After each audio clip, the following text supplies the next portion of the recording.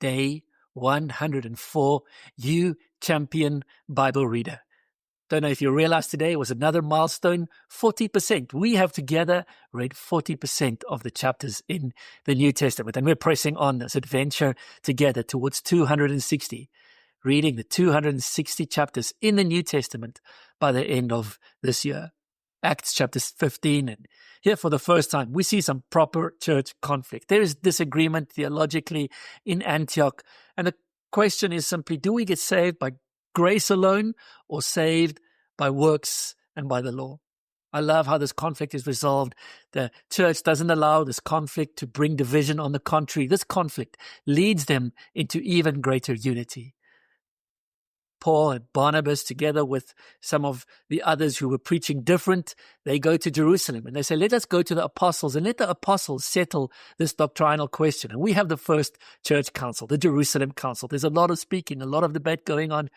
Eventually, Peter stands up and he shares his experiences, and he ends with his last words in the book of Acts, which says that we are all saved by grace. Peter and Barnabas stand up and they share their experience.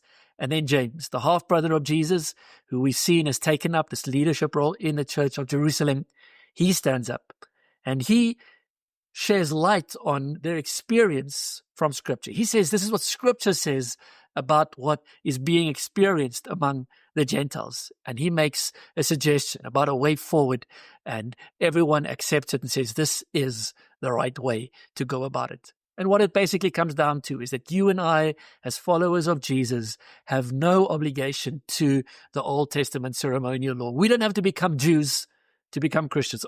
Barnabas and Paul go back to Antioch together with two new characters, Judas and Silas. We don't hear much of Judas again. Silas becomes Paul's traveling companion.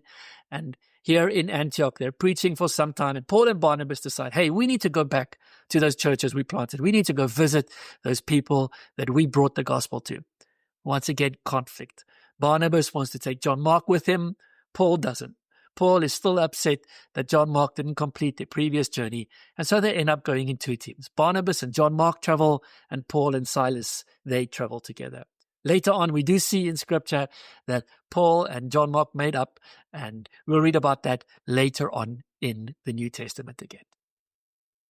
Free audio post-production by alphonic.com.